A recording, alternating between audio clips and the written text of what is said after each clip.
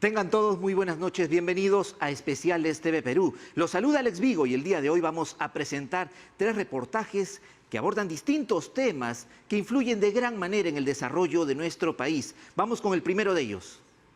A un mes del inicio de las clases escolares, un equipo de Especiales TV Perú realiza un profundo análisis de la situación del sistema educativo. Las brechas de infraestructura en el Perú siguen siendo un desafío para las autoridades. En esta edición les contaremos cómo el Estado se está preparando para afrontar el reto para este nuevo año escolar. Veamos. Hay 1.041 colegios en riesgo inminente de colapso. Estos colegios están siendo intervenidos y van a estar listos para el 13 de marzo.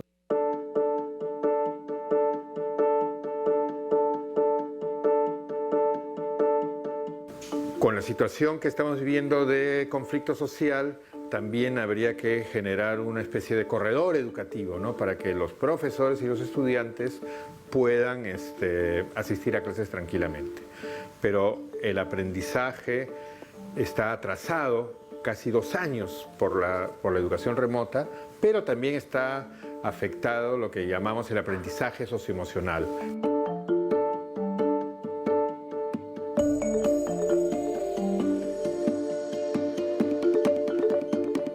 Entendamos bullying por no solo el golpe, es violencia física, verbal, intimidación, aislamiento, el bullying cibernético. Hablamos de 2.500 denuncias que se hicieron en el 2022. ¿Qué se hizo en el colegio? ¿Qué se hizo en el hogar? ¿Cómo interviene la familia? Mucho trabajo por hacer, Rod. El 13 de marzo iniciarán las clases en todos los colegios del país. Pero, ¿cuáles son los desafíos para este 2023? En esta edición analizamos la educación en el Perú.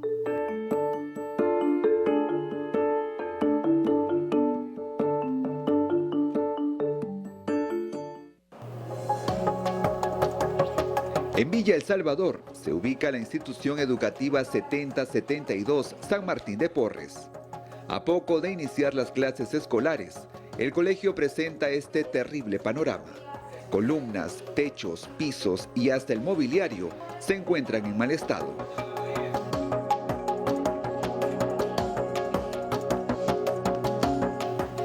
La situación es peor en el colegio César Vallejo, en el distrito de San Juan de Miraflores. Los laboratorios ubicados en el 2º piso y los servicios higiénicos no pueden ser utilizados por temor al colapso.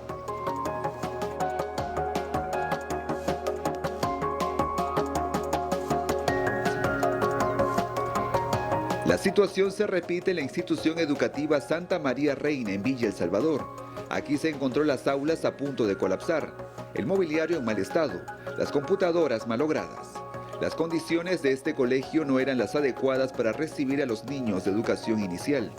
Por ello se están colocando módulos y refaccionando toda la infraestructura para iniciar las clases este 13 de marzo.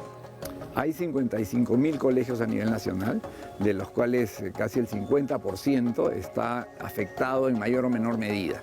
La brecha de infraestructura es al cierre de diciembre de más de 152.000 millones de soles y estamos trabajando para reducirla. O sea, es imposible pensar que eso se va a resolver en un año. El ministro de Educación, Óscar Becerra, sostiene que la brecha en cuanto a infraestructura educativa ha incrementado, pero se está trabajando para poder iniciar el año escolar sin inconvenientes. Por ejemplo, hay 75 colegios que se llaman los colegios del Bicentenario, que son colegios que se están construyendo nuevos a través de convenios internacionales. Sin embargo, los niños tienen que estudiar en algún sitio mientras el colegio se construye. Ya se empezaron las obras para instalar los colegios temporales. Entonces, con infraestructura como la que vemos acá, los alumnos van a poder asistir a las aulas mientras el nuevo colegio se construye. Y luego esas mismas instalaciones temporales pueden ser trasladadas a otros lugares y de esa manera vamos, ojalá, reduciendo esta brecha que lo único que ha hecho es incrementarse. Para el especialista en educación de la Universidad Antonio Ruiz de Montoya, Martín Vegas, en este 2023 hay grandes desafíos. Todo colegio debe tener algún tipo de agua potable o lo que se llama agua segura y hay metodologías para hacerlo. todo colegio debe tener pues electricidad y debemos avanzar en que tenga internet y conectividad. La reconstrucción de colegios es una tarea que no se va a solucionar en un año, va a tomar mucho tiempo, y ahí lo que vemos es que por reglas administrativas y burocráticas no se habilitan nuevas tecnologías que existen para construcción, por ejemplo, de colegios prefabricados, o hemos visto en la región Cajamarca que ellos han hecho un prototipo de colegios de madera, ¿no? Que valen el tercio de un colegio, digamos, de cemento normal, mucho más adecuado a la zona, pero no está autorizado. Entonces hay que facilitar estas alternativas. También se debe prestar atención a la situación actual del país, que podría perjudicar el aprendizaje de los estudiantes. Hay que asegurar efectivamente que funcionen los colegios, que puedan ir los profesores y los estudiantes a clases. Si siguen, digamos, estas protestas y estas manifestaciones, etcétera, pues que haya como un corredor, ¿no es cierto?, para que puedan los estudiantes y los profesores trabajar tranquilamente. Y el otro gran problema es que esta situación también repercute emocionalmente en los estudiantes. Otro tema importante en la educación es la tecnología, con la que se podría reducir la brecha de aprendizaje, pero se requiere de conectividad. En cuanto a los textos escolares, el titular de la cartera de Educación señala que se está trabajando para que el material educativo llegue a todos los colegios del país. Se está repartiendo toda la zona norte del país, ya los textos están en las UGELes, y de ahí hacia los colegios es responsabilidad de los gobiernos regionales, que según sé por las reuniones que he tenido con ellos ya están trabajando en ello. A medida en que se van desbloqueando las carreteras, Ica no había recibido nada hace una semana, ahora ya llegó todo. Arequipa, tenemos el problema de los huaicos, pero aún así están llegando los materiales. Moquegua, Tacna, Cusco, Ayacucho, e incluso Puno, que está siendo restaurado el orden. La educación intercultural bilingüe presenta otro panorama. Y estamos produciendo material en braille en lenguas originarias. Es la primera vez que se hace en la historia.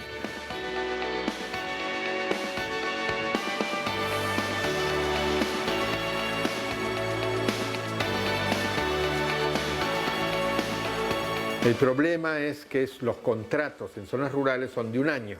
Entonces debería haber una ley para que en zonas rurales el profesor pueda permanecer al menos 3 años y también con condiciones, digamos, adecuadas para poder trabajar. Porque un cambio educativo, bueno, el estudiante un año tiene un buen profesor y al año siguiente cambia con otro, etcétera, no funciona. Entonces también tener un buen trato y permanencia de los profesores rurales, y eso implica mejorar sus bonificaciones, mejorar sistemas, por ejemplo, para que vayan 3 semanas y descansen 1 y así puedan ver a sus familias. Entonces hay muchas rutas también, pero con una prioridad clara en la docencia rural. Año tras año se vienen observando y denunciando casos de bullying en diversas escuelas del país. Pero, ¿qué se hace al respecto? Entendamos bullying por no solo el golpe, es violencia física, verbal, intimidación, aislamiento, el bullying cibernético, todo eso sucede. Y los jóvenes que están en una etapa de crecimiento y de desarrollo, donde sus estados emocionales varían, por eso es adolescencia, porque adolecen, duele esta transformación de ya no ser niño y todavía no ser adulto, son los más vulnerables también, porque no hablan, prefieren esconder su silencio, su enojo. Pero un padre que tiene una buena comunicación con su hijo y lo acompaña durante todos los procesos va a saber identificar que algo está pasando con mi hijo. Esa mirada perdida, vulnerable, molesto, sensible, duerme mucho o duerme poco o ya no come. ¿Qué es lo que está pasando con mi hijo?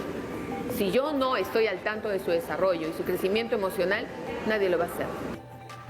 Para hacer frente a este problema, se debe trabajar tanto con el escolar que agrede como con el estudiante que es víctima de bullying.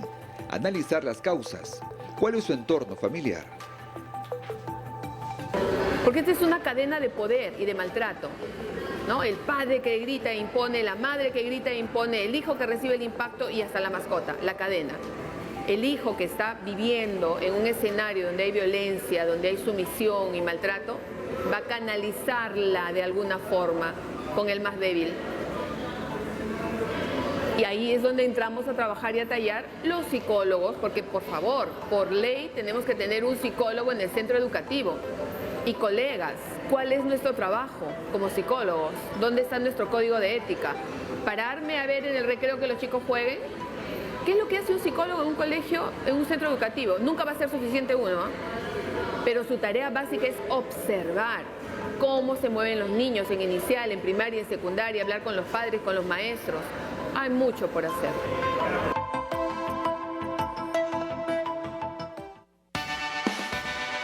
El trabajo en equipo entre la escuela y la familia es fundamental para que no existan casos de bullying. Enseñar el respeto hacia los demás.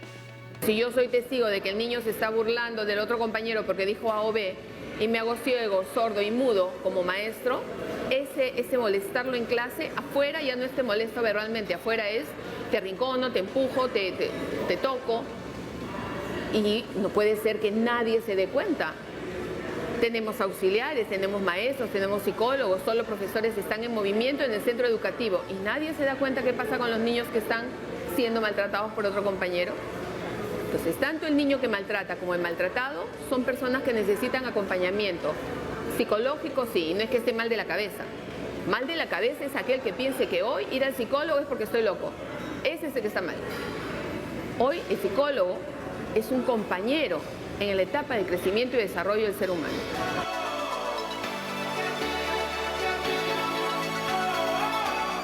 Este 13 de marzo, más de 8 millones de niños, niñas y adolescentes volverán a las aulas. Y se requiere el compromiso de todos, autoridades, maestros, familia y sociedad, para lograr una educación de calidad.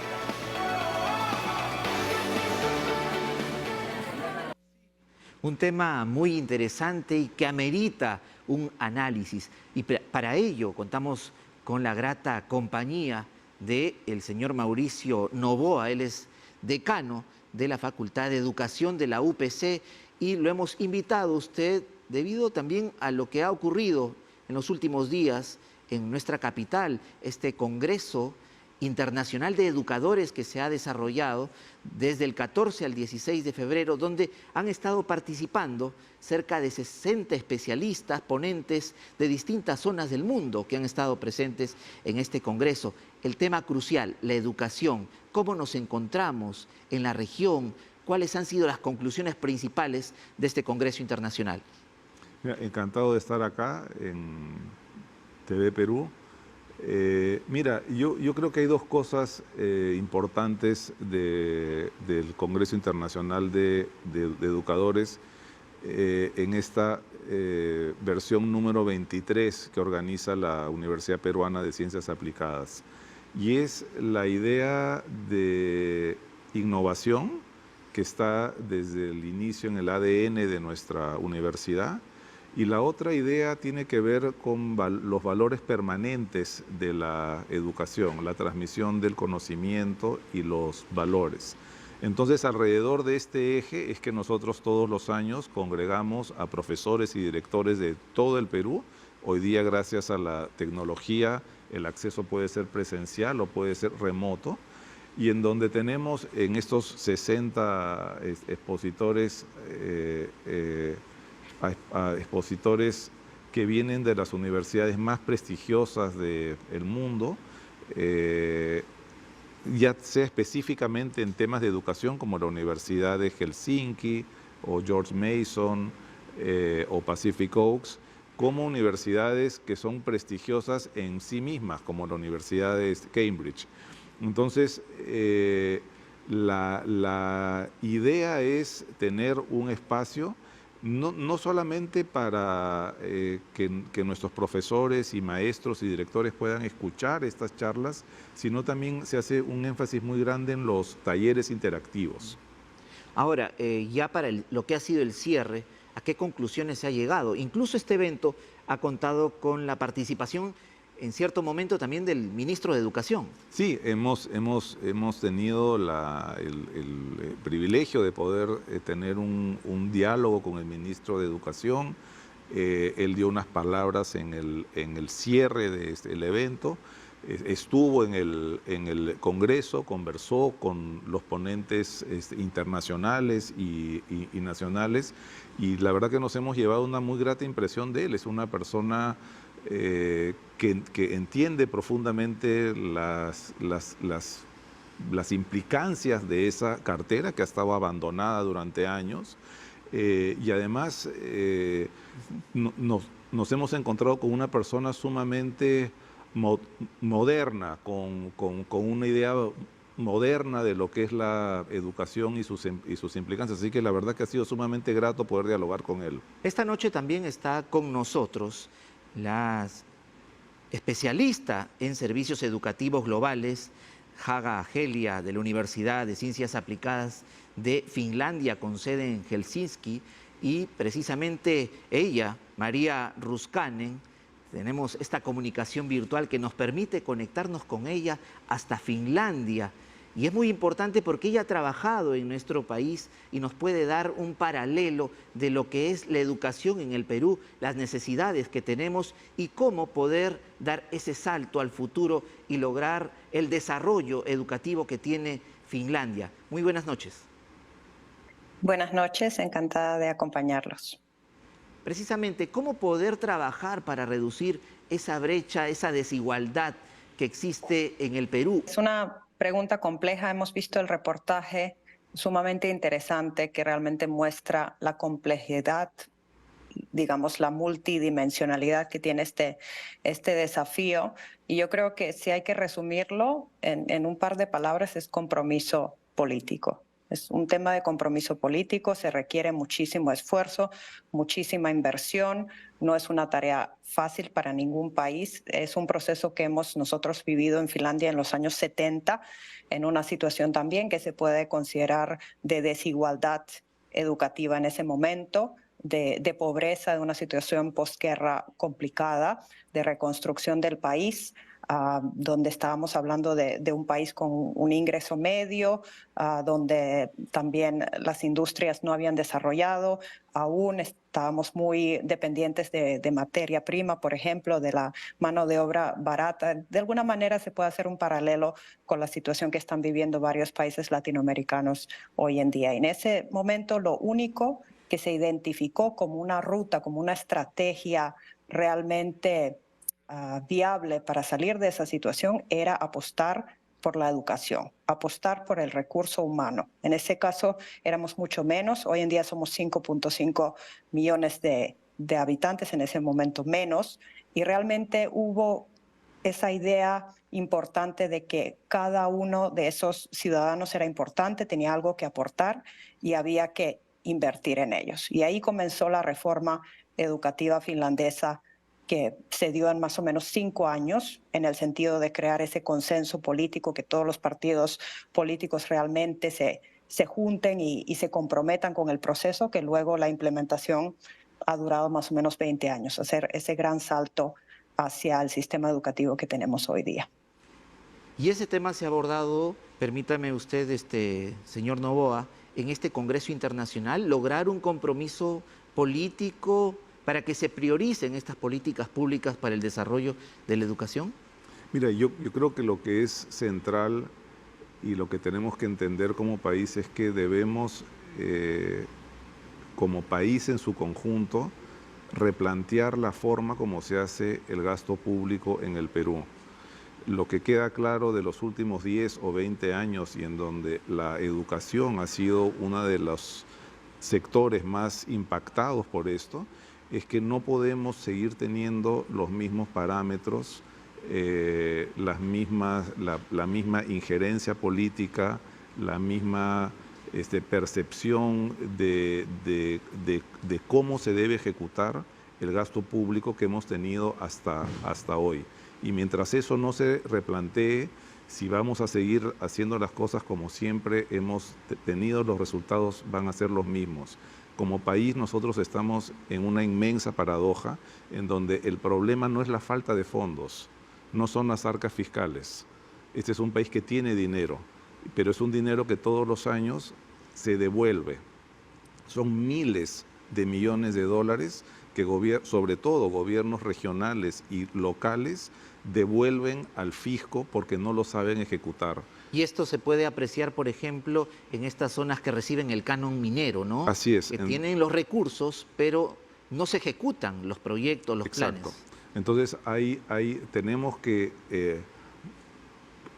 replantear no solamente nuestra noción de lo que significa corrupción y homologarla a países que sí funcionan, tenemos que despolitizar áreas de ejecución pública para que los funcionarios que toman las decisiones estén adecuadamente protegidos. Tenemos que replantear nuestra relación con las empresas privadas para viabilizar que estas personas, que estas entidades que quieran ayudar puedan invertir de una manera viable en las zonas más pobres del Perú, en donde no llega el Estado, y tenemos que replantear nuestros mecanismos de control. La forma como se ha planteado esto ha sido demasiado simple, demasiado enfocada en encontrar errores en los procesos y no enfocada en cómo viabilizar la inversión. Un gobernador regional, un alcalde que devuelve dinero, en este momento es alguien premiado. No es alguien que está censurado. No se entiende que devolver el dinero es hacer mal su trabajo. Y mientras nosotros mantengamos este concepto y terminemos penalizando a los funcionarios que quieren hacer cosas y que quieran tomar decisiones, la situación va a seguir como está. Ahí tiene que haber un nuevo acuerdo en el Perú sobre cómo se ejecuta esto, porque, como ha señalado María, el principal costo que hemos tenido con esto es que sectores centrales como la educación se han visto afectados. Y precisamente hemos podido apreciar en el reportaje de nuestro compañero Ronnie Mellán, que un colegio en Villa El Salvador, estando en la capital, no tiene acceso a Internet, no tiene conectividad. Por ejemplo, en el caso de Finlandia, ¿cómo se logró ese desarrollo educativo? En un periodo de casi 20 años, nos ha señalado.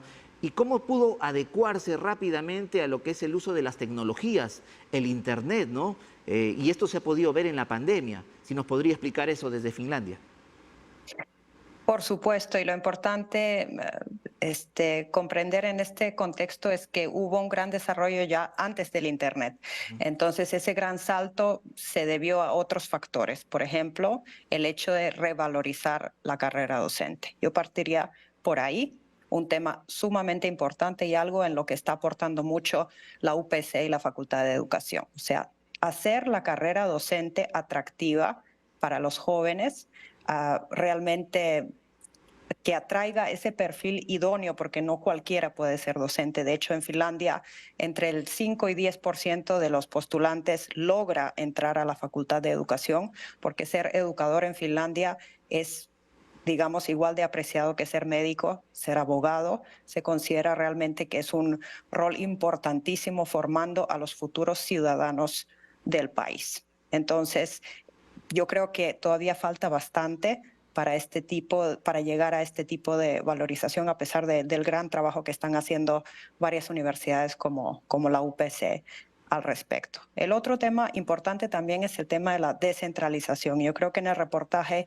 vimos ejemplos de cómo hay soluciones locales, por ejemplo, construir en madera, que Finlandia, siendo un país maderero desde siempre, tiene muy buena tecnología, y justo conocemos este concepto de construir bien, de forma modular y de forma económica, una buena calidad de construcción usando madera. Y da pena que por temas justo que indicaron burocráticos, administrativos, este tema de solamente estar permitido el uso de ciertos materiales impida este tipo de innovación, porque es innovación también en materia de infraestructura que están buscando hacer algunas regiones y no se les deja, digamos, innovar en ese sentido.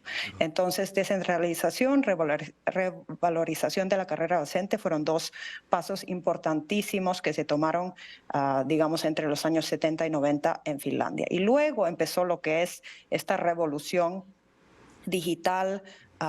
Tuvimos el crecimiento de la empresa Nokia en Finlandia y empezó a ingresar a los colegios también el tema de la digitalización, del uso de medios digitales y por supuesto que eso tiene que ir de la mano también con una adecuada educación mediática. Yo creo que eso ha sido el enfoque también que ha tenido Finlandia muy importante en las últimas décadas y hoy en día somos el número 1 también en la alfabetización mediática. Entonces, cuando digamos, incorporamos una nueva tecnología, eso tiene que ir de la mano también con una adecuada alfabetización y que tanto el docente como el estudiante, toda la comunidad y los padres de familia entiendan también los riesgos y los beneficios que tiene el uso de este tipo de tecnología. Muy importante. Importante ir de la mano con los avances tecnológicos e implementarlos en la metodología de la enseñanza. Precisamente ese es un tema que seguramente también se ha abordado en este Congreso, ¿no? Hemos hablado de la necesidad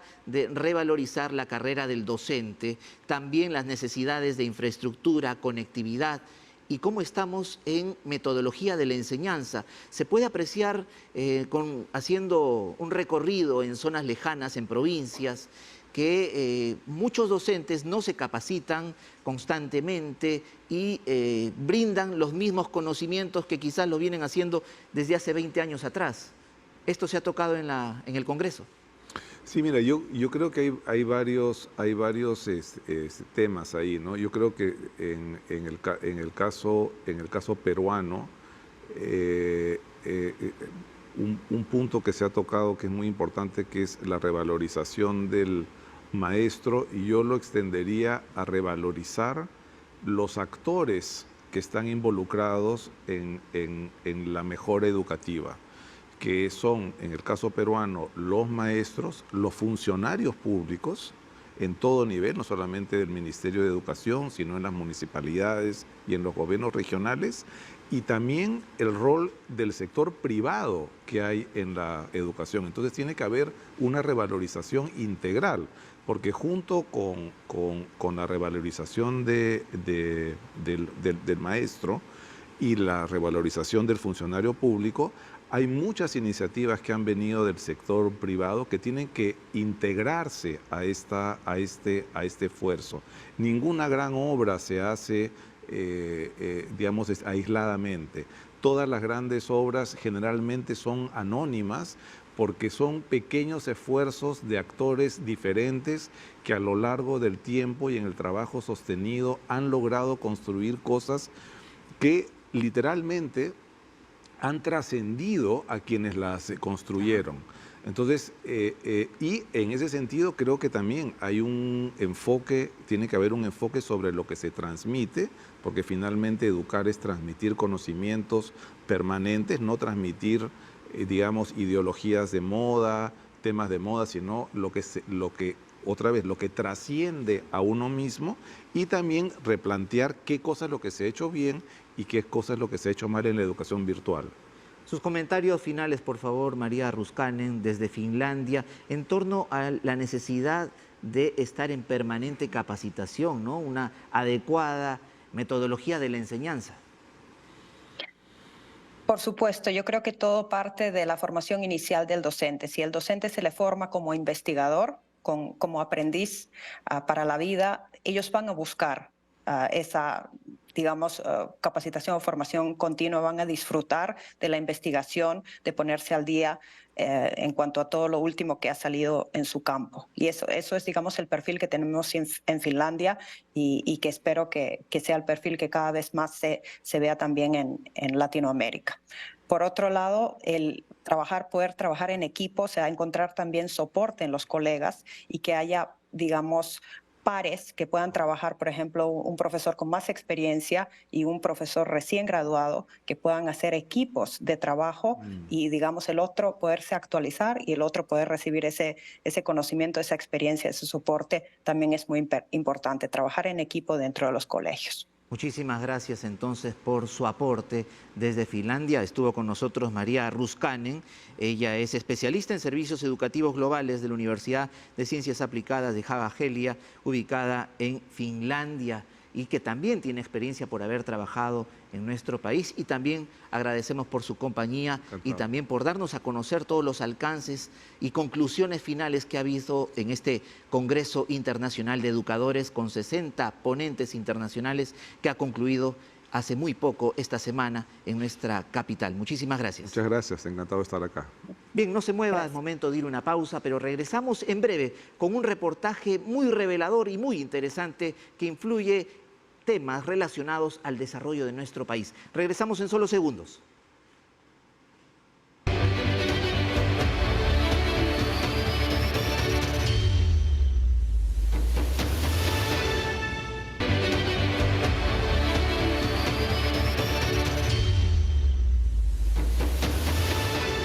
Gracias por acompañarnos. El pasado 6 de febrero, un terremoto de 7.8 grados sacudió Turquía y Siria, dejando al menos 41.000 muertos. La capital del Perú no está lejos de esta realidad, por ello realizamos un recorrido por las casonas de Lima y buscamos una reflexión del presente y futuro de estas joyas arquitectónicas. Muchas de ellas están deterioradas y corren el riesgo de colapsar por el paso del tiempo. Veamos.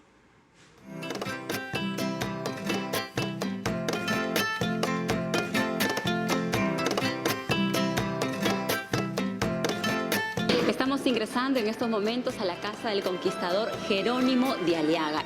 Apreciar o ingresar a alguna de las casonas del centro de Lima es ese viaje en el tiempo donde se reconstruye nuestra historia de cientos de años en lo que fue en su momento Lima, no solo la capital del virreinato del Perú, sino la más grande e importante de América del Sur durante el dominio español. De arquitectura colonial y republicana, nuestras casonas son verdaderas joyas arquitectónicas que en este recorrido no solo nos recordarán nuestro pasado, sino también reflexionaremos sobre su presente y analizaremos su futuro. Mira la columna, esta columna de madera está totalmente destruida. El centro histórico de Lima es el más extenso de la región latinoamericana.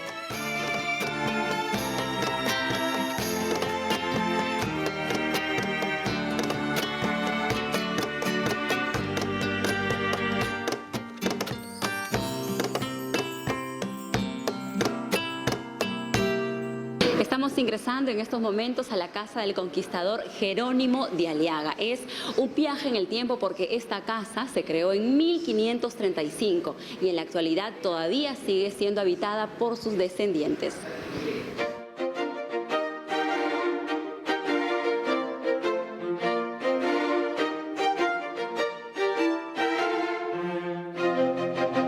Esta es la casona de Aliaga, ubicada en la cuadra 2 del Jirón de la Unión, a un costado de Palacio de Gobierno. La casona, que fue un regalo de Francisco Pizarro al militar español Jerónimo de Aliaga tras participar de la conquista, es considerada la casona más antigua de América. Actualmente es la única donde continúan viviendo sus descendientes en más de 18 generaciones. Entrar a la Casa Aliaga es un viaje en el tiempo, ¿no? Es un traslado del siglo XVIII, XVII, por la riqueza que tiene, las obras de arte que se encuentran. Además, la familia vive aquí durante 16 generaciones. Lo que tenemos aquí en Lima y en el Perú no existe en otra parte de América. Cuadras más allá, en el Jirón Conde de Superunda, se encuentra la imponente Casa de Ozambela, la única de 3 pisos, de amplia fachada y balcones salientes. Estamos ahora en la Casa Ozambela, que en los tiempos de la independencia no solamente era la casa más alta por sus 3 pisos, sino que en la parte superior Martín de Ozambela, que era un comerciante español, veía la llegada de los barcos al puerto del Callao. La Casa de Ozambela que data de finales del siglo XVIII y comienzos del XIX. Fue una de las últimas casas que se construyeron en la época virreinal. 1808 ya estaba esta casa con 5 balcones y además casa muy alta, ¿no? Y ya en Lima se hacían casas más pequeñas, pero Martino Zambel, el dueño, consiguió permisos. Las casonas, o llamadas antiguamente solares, se remontan a la misma época de la fundación de Lima en 1535, inicialmente destinadas para los españoles que participaron de la conquista. Con la fundación de Lima en 1535, con Francisco Pizarro, cuando funda Lima, procede a la distribución de los solares en 117 manzanas y 4 solares por manzana. Esa va a ser la distribución. Y lógicamente, donde estamos actualmente, en la Plaza Mayor de Lima, va a ser el punto donde van a salir, pues, ¿no?, estas manzanas, que va a ser una distribución con los vecinos principales de la ciudad. Hubo hasta ordenanzas para que los españoles que vivieran acá vengan con su familia, venían las mujeres de España o se casaran con mujeres criollas, es decir, de padres españoles, y fundaran familia. Terremotos, decisiones políticas y hasta plagas llevaron a que las casonas fueran modificadas hasta lo que vemos en la actualidad. Quieren reproducir lo que hay en España, ¿no? Acá llegan muchos extremeños, trujillanos, ¿no?, de donde nació Francisco Pizarro. Entonces ellos quieren un poquito reproducir, pero se van a encontrar con algo. Lima es una ciudad de terremotos.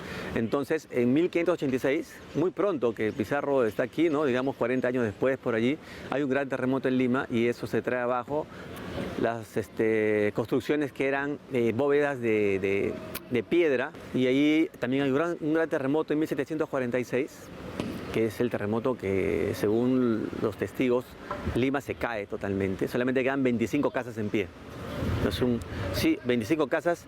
Lima tiene que refundarse prácticamente con el marqués del conde de Superunda, que esas casas tenían pues huéspedes, tenían duendes, tenían fantasmas, tenían espíritus, pero lo concreto es que tenían ratas, porque el adobe y la quincha eran materiales donde se podían hacer guaridas de las ratas, perforaban las paredes.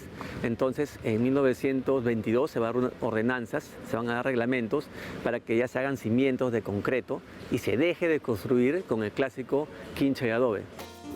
Así destacan también otras casonas como la Casa de Ribagüero en el Jirón de la Unión, también la Casa de Torretal en el Jirón peatonal Ucayali, y es la actual sede de la Cancillería del Perú. Y justo al frente también se encuentra la Casa Goyeneche, de un estilo rococó. Pero hablar de nuestras casonas tradicionales es también hablar de las que se ubican en el histórico Barrios Altos. Construida en el siglo XIX, este es el estado en el que se encuentra actualmente la casona emblemática El Buque en Barrios Altos. Y frente a esta situación nos preguntamos cuál es el estado de vulnerabilidad en el que también se encuentran las demás casonas en el cercado de Lima.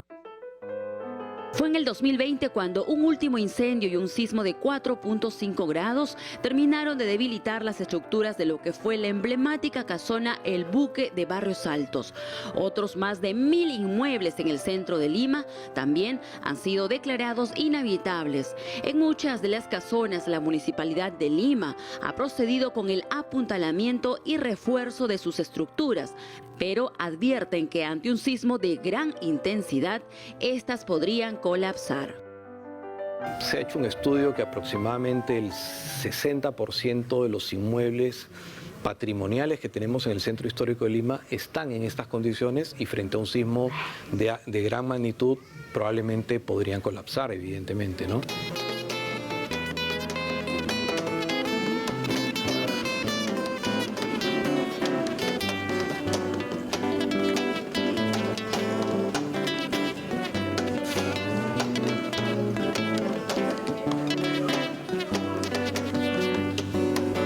En el espacio del Zaguán. Esto era una vivienda unifamiliar. Esta es una casa que data del siglo XIX, principios del XIX. Especiales TV Perú pudo ingresar a una de esas casonas y conocer el estado actual en el que se encuentran muchas de ellas. En esta de 2 patios y callejones del Jirón Ancash vivió la recordada y querida cantante criolla Lucha Reyes. Lucha Reyes, la cantante criolla, ella vivía en esta zona de aquí. Esta era su casa, vivía con su esposo, y Aquí finalmente pues se armaban las grandes jaranas criollas.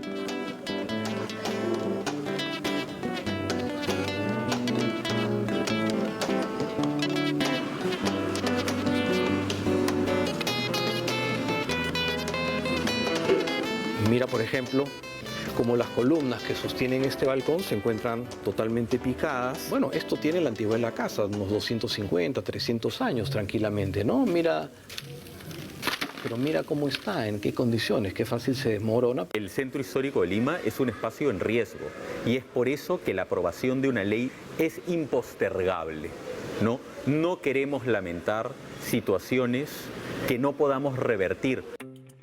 Y aunque la Municipalidad de Lima procedió años atrás con la recuperación, restauración y mejoramiento de fachadas de varios de los inmuebles, arquitectos como Rudolf Giese también propone un trabajo integral en conjunto con sus ocupantes.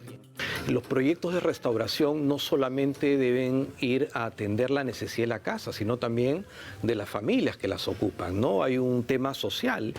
La Municipalidad de Lima, a través de ProLima, viene elaborando una propuesta integral que incluye a los Ministerios de Cultura y de Vivienda y que permitiría intervenir y recuperar las casonas declaradas como patrimonio cultural. Concertar entre el Ministerio de Cultura, el Ministerio de Vivienda, el Ministerio de Economía y la Municipalidad de Lima y con el apoyo del Congreso, aprobar una ley que podría titularse del siguiente modo: ley que promueva la inversión pública y privada en el Centro Histórico de Lima para promover su recuperación integral y sostenible, ¿no? Y de ese modo revertir esta situación que estamos viendo y constatamos todo el tiempo. Inmuebles que se desploman solos, gente que vive en estado de tugurización. Estas son nuestras casonas, edificaciones antiguas que son una hermosa y valiosa evidencia de nuestro pasado, fachadas que esconden vivencias, tradición, y es que más del 80% de casonas históricas del centro de Lima también podrían desplomarse y perder su condición de patrimonio cultural de la humanidad. Es ante ello que su recuperación, restauración y puesta en valor es un trabajo de todos.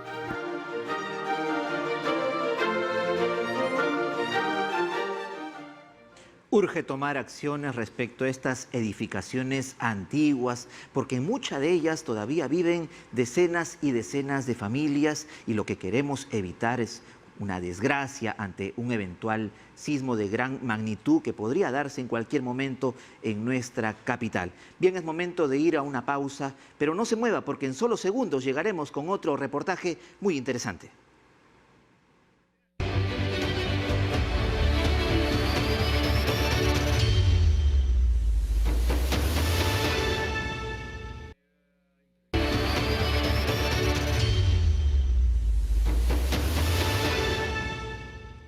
Y ahora quédese con Especiales TV Perú porque haremos un viaje culinario a través de los sabores, olores y colores que conquistan los paladares más exigentes en la capital. Compartimos con ustedes los potajes de la costa, sierra y selva en su máxima expresión.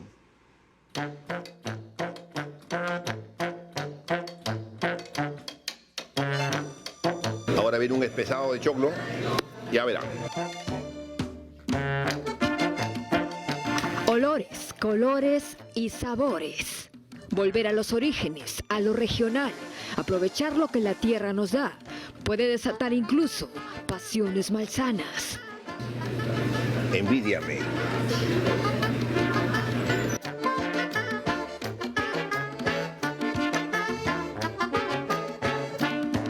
Fernando Arturo Vera Horna saca pecho por su tierra, Guadalupe, Pacasmayo, La Libertad. Y como todo buen norteño, le mete sabor a este ceviche mixto. Los mariscos y el fortuno, un pez norteño de carne blanca, textura y sabor suave, conforman la vajilla. La cebolla arequipeña, el limón y las algas la completan, pero el rey del plato resalta. Su amarillo intenso, delicado picor y aroma frugal tienen un nombre: ají mochero. Y el mochero explota, ¿eh? Le da picor, pero sabor, mucho sabor. Un plato tiene que ser así, coqueto, que provoque, que incite, que te haga salivar, ¿no?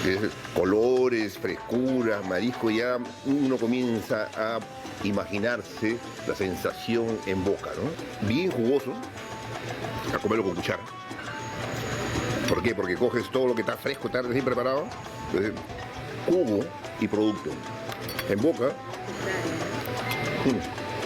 Para Fernando no existe mayor disfrute en la vida que comer. Aprendió a hacer magia entre los fogones con sus abuelas. Los aromas a chicha, culantro y lochi llevan su mente de regreso a su natal Guadalupe. En mi infancia, muchas horas sentado en una mesita ahí en la cocina, mientras mi abuela cocinaba, yo estaba sentado, mirando a la vieja. Y el platito de bocadito, siempre algo. Yo tenía 15 años, mi hermano 12, mi padre nos regala una red y nos dice, se acabaron las propinas, a partir de ahora, el mejor pescado para la casa, el resto es suyo. Una cocina regional que Arturo reivindica en Lima desde 1985, cuando abrió, junto a su hermano, un restaurante en Jesús María. Y vendieron solo 2 menús el primer día. Primer día 2 menús. Un fracaso. ¿Cuál fue ese diferencial que ustedes le pusieron para pasar de vender 2 menús a 120? Sí, el trabajo persistente. Rico el guisito y la gente se pasaba la voz en una. Todos los platos de la abuela estaban ahí. Claro, exactamente. Un apanado con un buen puré o con frijoles, con lentejas, la menestra rinde mucho y ayuda, ¿no? Si no somos ricos, no ganamos demasiada plata, pero somos casi felices. La comida norteña es sentimiento, una forma de entender la felicidad, la familia, el compartir. De Guadalupe para Lima y el Perú. Y el mundo, claro. Con confianza, ¿eh? Y aunque no te guste, sonríe y de que está bueno.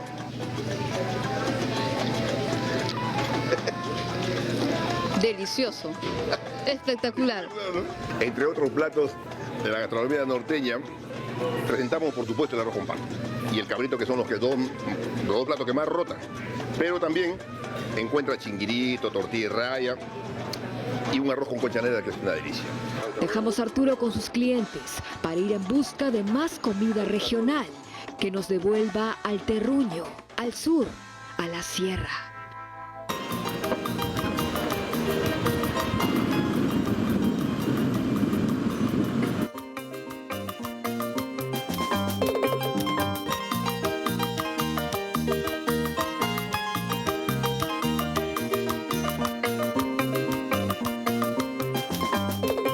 La Pachamanca nos acerca a la tierra, nos recuerda la importancia de las tradiciones y pone en valor a los pueblos, quienes trabajan la tierra para llevar a nuestra mesa los alimentos.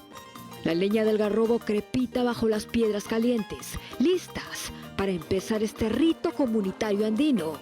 Las carnes de vacuno, cerdo y pollo aparecen, aderezadas con hierbas como el chincho y el ajipanca.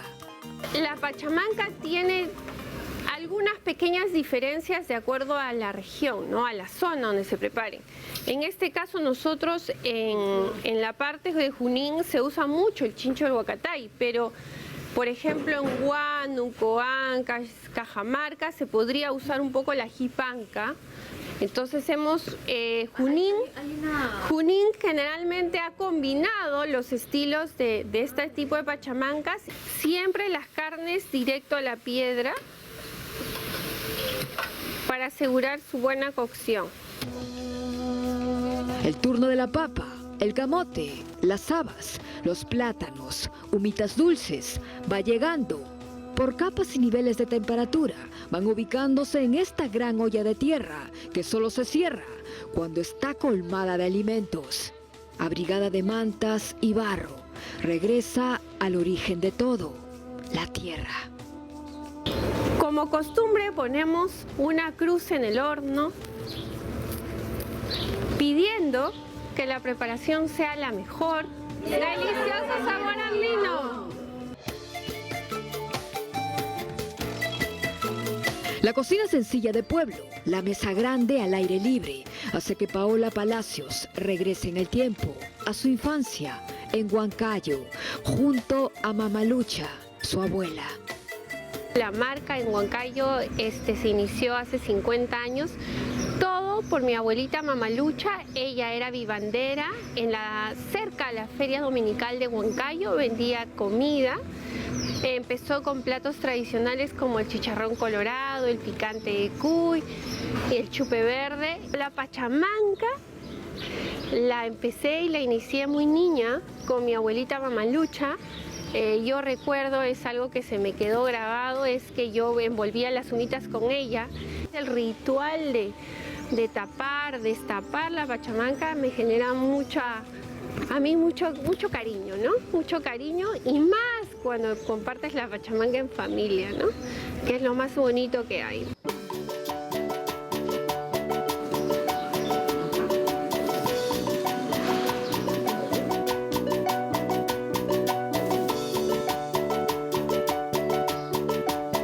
Mamalucha falleció 2 meses antes que abriera el local en Lima. ¿Cómo crees que se sentiría al ver lo que se convirtió su pequeño restaurante? Uy, yo creo que súper feliz, súper alegre de saber que su emprendimiento podía llegar a generar esto en las familias, ¿no? Los aromas y sabores de la comida peruana tienen en la papa la huancaína, la entrada por excelencia. Su preparación a batán nos regresa a sus orígenes. Cuando en la construcción del ferrocarril central las señoras de la sierra pues subían a llevar comida y a vender comida a los que hacían la construcción, entonces una de ellas se hizo muy famosa porque llevaba las papitas sancochadas con esta cremita, este ajicito hecho al batán, que solo tenía rocoto, queso y sal. Los trabajadores la buscaban y decían, ¿dónde está esa papita de la señora huancaína, esa papita de la huancaína? Entonces ahí es donde parte el nombre. La cocina huancaína no conoce de mesas chicas y se abre con más sabores como la trucha frita, la patasca, el ceviche de trucha, el queso helado y la mazamorra de calabaza. La mesa está servida. Pasen todos.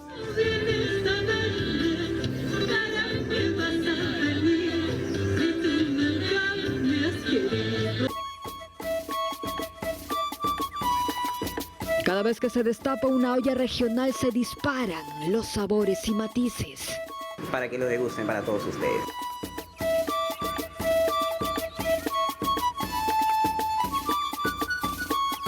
Con ustedes, el señor de señores del oriente peruano, el avispa Juane. Vamos a presentarte, ahí está selladito, el Juanecito, tal y cual saca de la olla. ¿Qué sabor en especial le da el bijao? Es mágico en realidad, ese es ancestral. El bijao es un ingrediente selecto, primario, principal totalmente. Si no fue bijao no hay. No existe. Un grupo de jóvenes inversionistas tarapotinos trajeron lo mejor de su tierra a Surquillo y como buenos emprendedores no se resistieron a la fusión. Y desde hace 7 años, la cuadra 11 de la avenida Tomás Marzano huele a cocona, maduros, cecina y hojas de bijao.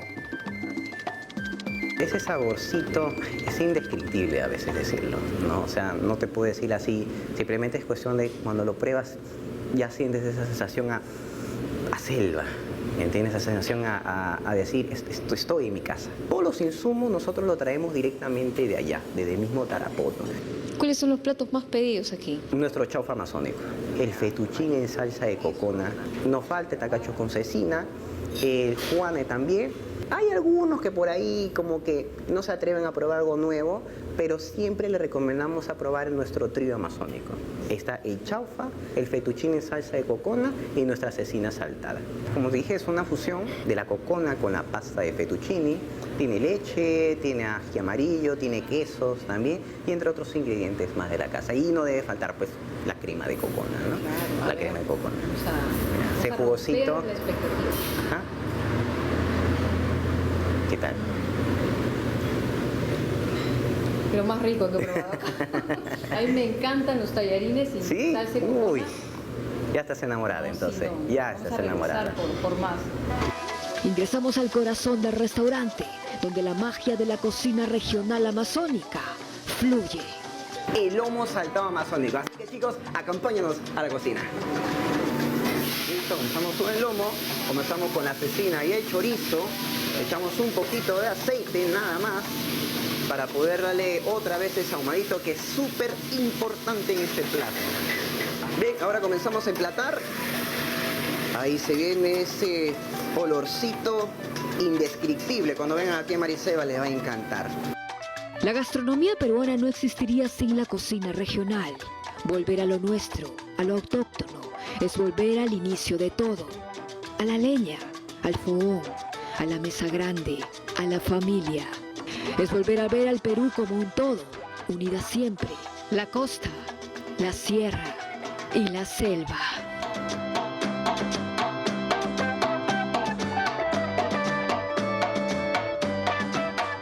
Sin duda, nuestra gastronomía es una de las fortalezas que tiene nuestro país y que ha permitido, ha sido el vehículo para que la cultura peruana llegue a más regiones, a más países, a más continentes.